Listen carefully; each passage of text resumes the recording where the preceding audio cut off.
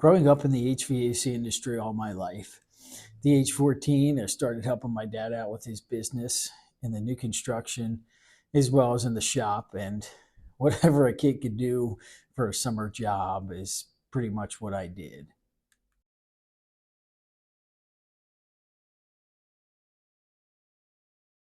In my life, I've had a lot of successes working with my parents' company, but I've also had some great successes working with multiple other companies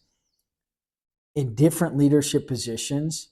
as well as having ownership opportunities, is truly remarkable to have. And